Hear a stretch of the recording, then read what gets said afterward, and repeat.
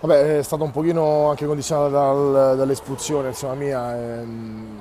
Abbiamo insomma, avuto delle difficoltà, anche se comunque l'approccio non è stato il massimo. Poi insomma, abbiamo trovato un po' la quadratura e poi dopo essere andati sotto siamo riusciti a recuperare e poi ringraziando Dio, insomma, abbiamo rimesso in piedi una partita che poteva diventare comunque complicata. Loro sono una squadra comunque che gioca un calcio abbastanza difensivo, un calcio a cerchio abbastanza difensivo e quindi veniva qui a fare questo tipo di partita. E andare sotto è sempre complicato poi dopo contro squadre del genere. Comunque complimenti pure a loro.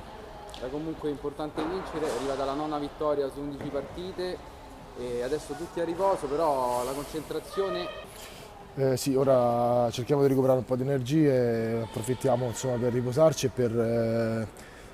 per lavorare bene. Insomma, cioè adesso abbiamo tempo di lavorare intensamente senza l'impegno del sabato per poter provare cose nuove e ribadire insomma, i concetti che il mister ci dice settimanalmente. Poi passiamo delle buone feste e ricominciamo il girone di ritorno sapendo che comunque il girone di ritorno è un girone è sempre complicato perché ci sono squadre che si sono riattrezzate, ci sono squadre che vogliono ancora di più venirci a prendere, quindi però con serenità insomma stiamo lì, non so quanti punti abbiamo su seconda e terza, non lo so insomma, però è un buon margine per poter lavorare sereni, senza comunque mai rilassarci.